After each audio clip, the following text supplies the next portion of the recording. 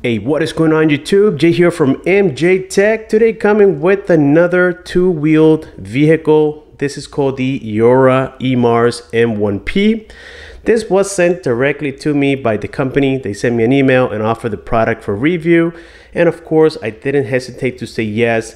Let me tell you guys, I've seen a lot of great products out there, but this one just blew everything out of the way. I think this is one of the best looking e-scooters in the market as of right now in 2022. So yes, I am very excited. As a matter of fact, I just got this today and I am completing already the unboxing after knowing what this is all about. So this particular e-scooter, which looks like a chopper bike, well, it has a motor of 2000 watts, 60 volts, made by a company called QS. The torque is 124 Newton meters. And it has 91 foot-pounds, so you can either read it in Newton meters. Here in the US, we mainly read it in foot-pounds, so it has 91 foot-pounds of torque. The speed, it can go up to 37 miles an hour or 59.5 kilometers per hour. The battery is a 60 volt, 30 amp with 1800 watt hours. And according to the company, on eco mode, it should go up to 45 miles in range, depending on the weight and depending on terrain as well. The tires are 12-inch and they are tubeless as well. The brakes, we get front and back hydraulic brakes, and it has a max load capacity of 440 pounds. The price on this particular item is about $3,300, but of course you can get big savings if you click on the link below and check out the coupon that I have available for you. Alrighty guys, so enough of the talking. Let's go ahead and open this box up. And I did notice some damage on the side of the box. So if you guys have any issues with anything that came inside of the box, if it came damaged, make sure that you contact the company directly. I will be leaving that email down in the description. Like I said, if anything is damaged, something's not right, make sure you contact them immediately. Don't wait too much so that they can resolve the issue for you as soon as possible. So here it comes. And yes, this is a big box. If you guys can get some help, it is 100% recommended. This is, I would say, almost twice as big as a regular bike box. And you might not see it in the video, but yes, it is quite huge. And according to the box on the side, the label, it says that I got the black color model. So I am quite excited. I do like the black color, definitely. So inside here, we get some foam already with what appears to be, I think this is the charger. And yes, it is a huge charger. Okay, so this is a 67.2 volt, 5 amp charger, and according to what I read online, this can charge your battery in about 4 to 6 hours approximately. Like I said, big charger. You can see the cooling fan right here. Even comes with a fuse for extra protection. It does work with a power cord. Check that out. It looks amazing. So the power cord came here with some fuses as well. So we get here also what appears to be some tools. So you don't need to have your own tools for assembly.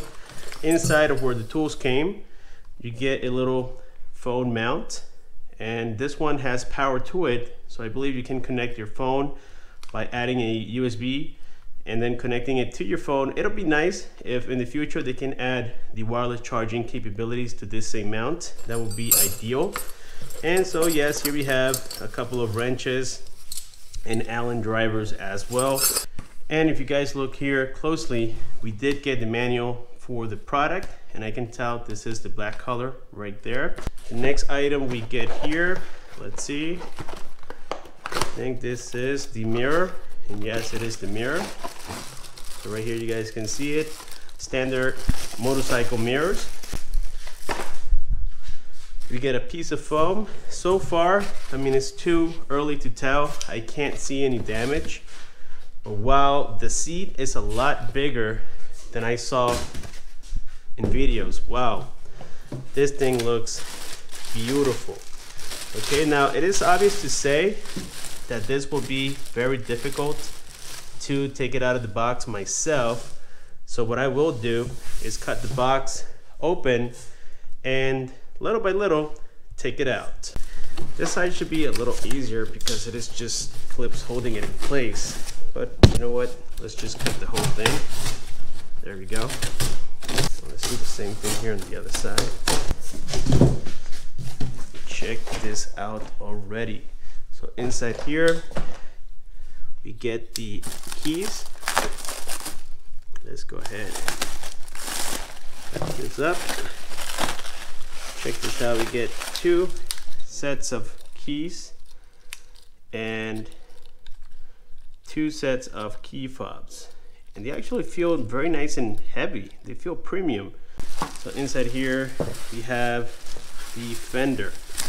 Luckily, this is the matte black, by the way, and luckily this came in the metal side, so there's no damage whatsoever. Okay guys, so I was able to get that box out of the way, and now all we have is this plastic. Now I did notice that there is a damage here to the scooter, and this is the foot peg. I believe it is the right side foot peg right here. Luckily, like I said before, we have this company that cares and already mentioned that if anything came broken, to please contact them. So just like I said before, make sure you inspect everything on your scooter and let them know if there's anything that needs to be fixed. Well, again, these are the tools that we will need to get this assembled. If you guys haven't noticed, I already have it lifted on the front side so that we can get the tire installed. The first thing we're gonna get installed here will be the handlebar. So this we'll use, this appears to be a size number 6 Allen driver. So the first thing we must do is remove these 2 brackets that holds it in place, and then reattach these same screws. Here comes the first bracket out.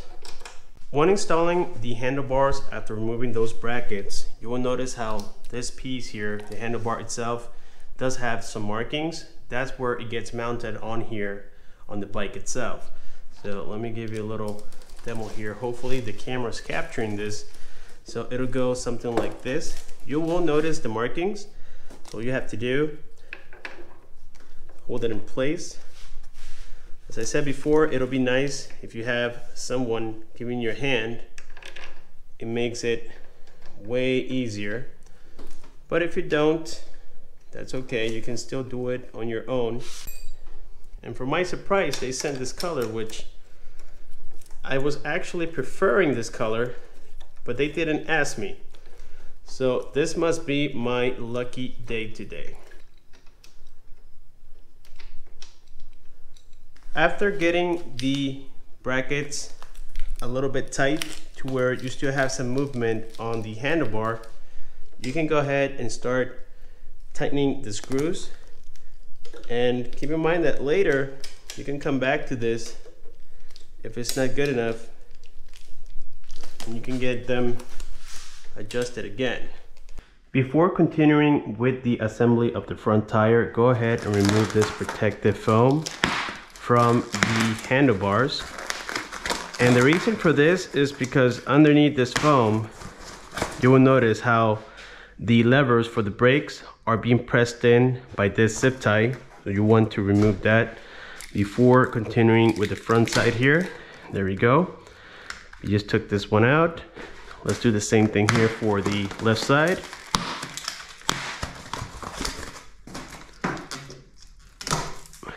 And that's it for now. For the front suspension, you want to have all this wrapping material removed completely. Also, it is a good idea to have everything that you will need for the assembly already set up. So I have here the main bolt that goes across here, the front forks with the bolt. We have the spacers and the tools that are required. So the first thing we do is again remove all that wrapping. The next thing that you want to do after getting everything nice and clean here is grab this included Allen driver. This is a number 5. And remove these bolts that will hold the fender in place. You want to take them all. There's a total of 6 of them. You have 4 on the front side, you have 2 here, 2 here, and then on the back side here, you have one more on each side. I am quite impressed here. So now that we got that done, you will find these spacers, okay? By the way, the tire is right over here. Okay, so you have one side that has the rotor, the other side doesn't have the rotor. Now, when you look at these two spacers, one of them will be slightly bigger or taller than the other. The one that is taller, bigger, whatever you want to call it, goes where the rotor is located. So it goes in here, like so. Then the smaller one goes on the opposite side, like that. Now, if you look here at the brake caliper, between the pads, which is right here, you will have this little plastic piece that needs to come off. Okay, and I just took it out. It went back here somewhere. Here we have it. This plastic has to come off so that the rotor here can slide right in between. Okay, so I went ahead and I applied just a little bit more force into the pad, and what that did is that the little piston that is inside the caliper was pressed back in or back out, so that you can get a little bit more space here between the pads, and that allowed me to insert the disc like so. Okay, so at this point we are almost done. All we got to do now is insert the bolt. If you guys look closely here, I have both of the spacers. Keep in mind that the bigger one goes here where the rotor is. And now we insert the bolt. And check that out, guys. So far, everything looks great. So look at this side. The spacer right there, don't forget about that. You have the other spacer here. Now we simply get the bolt installed, and now with the supplied wrenches, this is a size 12. Let me see. Actually, sorry, it is a size 14. Okay, right there, size 14. And over here, this is a size 17. Now we get them tight. Quick tip that I want to give you guys before installing the front fender is to check the pressure on your tire. And then right now we have this in PSI at about 25 PSI. Okay, so this is supposed to be inflated maximum at 40 PSI, but I would do about 38 PSI. That's it. Also, these tires are rated to last over 6,000 miles, which is really interesting. For the front fender, things are even easier. When you grab it, you're gonna see this part which connects back here, and then these two connect to the front. So it is easier to start from the front to the back, like so. Just apply a little bit of pressure, press them in, not too hard so that you don't break them. Now you grab your size 5 bolts, and we secure the fenders. What I like to do is leave it a little bit loose and then install a bolt on each side, so that way as I'm getting them tighter, they are already pretty balanced. Check that out, we got the front side fully assembled. So we got the foam mount ready to install. Let's go ahead and use here my little electronic screwdriver to release that Phillips screw. It has to come out completely in order for it to go through the frame, like so. Make sure this wire goes behind it. There you go. Now we attach here the connection of the wires. There's only one way that this can go in. As a matter of fact, we have arrow with arrow, and that's it. Now for the side mirrors, we have this one here, which is the left side. You can notice it by the angle. So we simply bolt it on here. This little nut that comes with it is a size 15. Just twist it. Make sure that you sit on the bike so that way you can get a feel of how you want it, like that. And now you grab your 15mm and make it tight so that it stays in place. Twist until you can't go any further. Right about there. Once again, you place it to where you like it. Once you have it there, you grab your wrench and make sure you make it tight.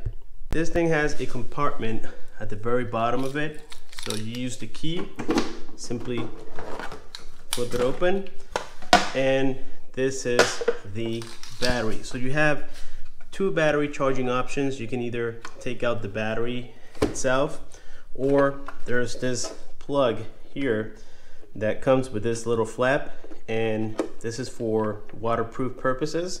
I recommend that you guys be gentle with this, because if you break it, you might need to find a replacement. So yes, you can either connect it directly here or the battery. We have this orange plug. All you do is simply connect it. Let's reinsert the cover back on here. Let's get the key, lock it up. Well, another day has passed. Last night I finished a little bit too late, and I got this thing obviously here fully assembled and ready to go. Right now I have here my hazard lights turned on, so that way you guys can see right here what they look like. I also got the headlights turned on. Beautiful, beautiful bike. I already took it for a spin, about 2 miles into it, riding it. But of course, we're gonna be doing here a ride along, so that way you guys can see what this is all about. So here we have things like the hazard lights, as I mentioned before. We get the high beams and low beams. We also get the turn signals, and these are working perfectly well. Everything is working great out of the box, with the exception of that foot peg. Everything is great. You got the horn, and check out here the speedometer. Right now we have about 58 volts. I need to recharge it. We are in speed number 2, and I actually have 5 miles into it right now. Really cool.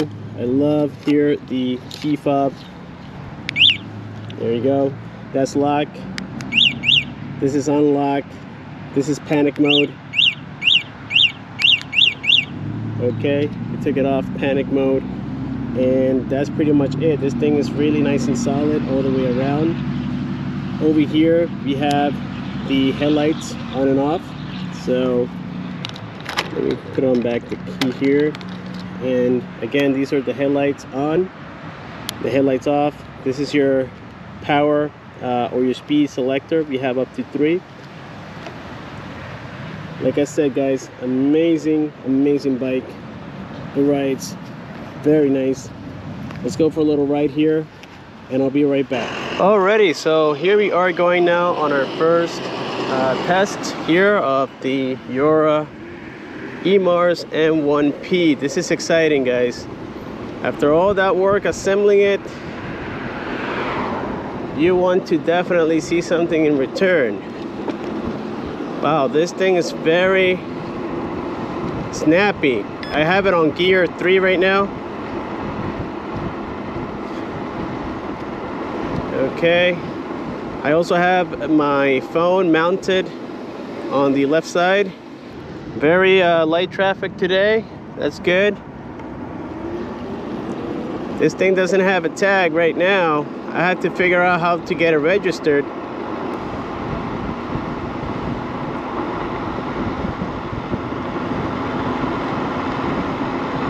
Right now, the bike is saying that we're going about 41. But the speedometer on my phone is saying that we are going about 36. Very cool little bike here, guys. The speed is definitely as advertised, 36 miles an hour.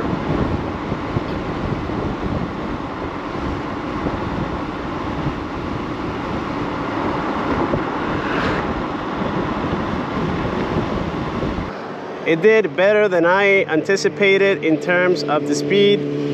Right here on my phone, I can see the top speed was about 37 miles an hour.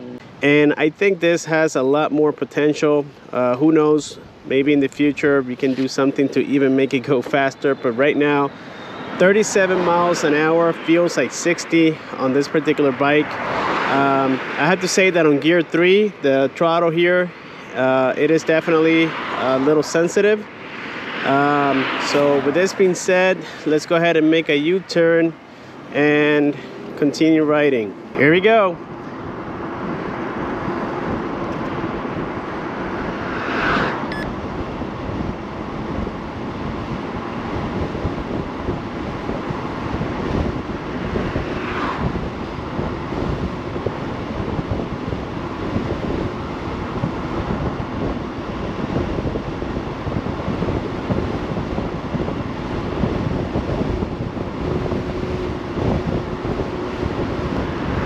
And you know, even though it is very windy today, it doesn't feel like it's gonna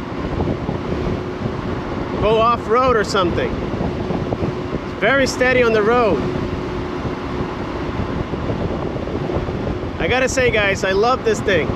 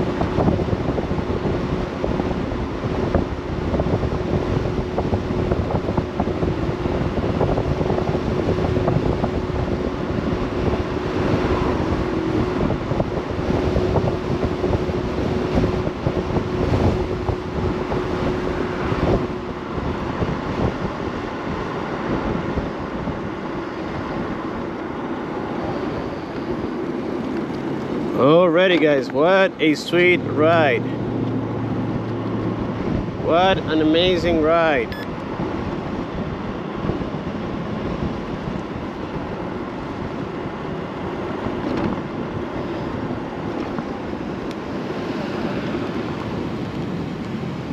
Well, that is it for today's video. Thank you for watching. Stay tuned for the final review of the Eahora Emars